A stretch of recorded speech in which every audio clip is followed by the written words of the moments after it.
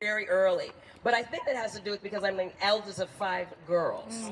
And so I've always been organizing and leading, but if you talk to my younger sisters, they say I've been bossy. I've been bossy. They used to call me Bossy the Cow. They even bought me like this little nightshirt that said Bossy the Cow on it. And my sister Erica in particular likes to highlight that one. But we say that kind of jokingly, tongue in cheek, but it's true. I have been organizing like family pictures, my parents' wedding anniversaries, what we're going to get them, group collectively.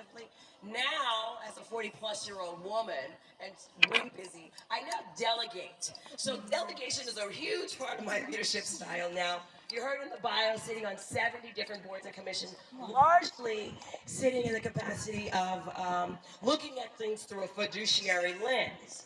Now, I know many of you might have been like me when I started my journey. I started 8 years on the board of supervisors in San Francisco, and I never considered myself to be a numbers person.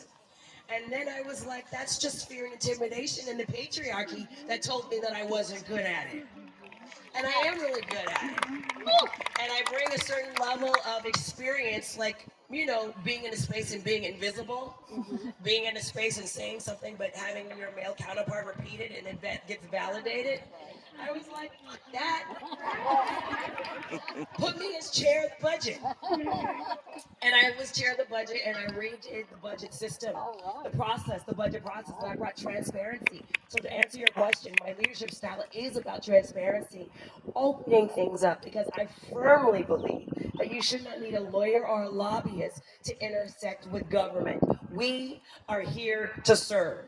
And many of you are in the nonprofit space, are also here to serve. And even in the corporate side, our life is about service, and that is what makes us human, and that's what connects all of our humanity.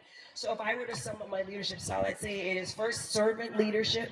I like to lead from the back, personally, but sometimes meaning that I can recognize the leadership and the qualities in other people and step aside and say go for it and empower people. But the other thing is in terms of values leading, transparency, honesty, integrity, being able to say no and standing by my no, bending but not buckling. And I think that those are some really critical leadership traits and values, and then also being able to disagree without being disagreeable.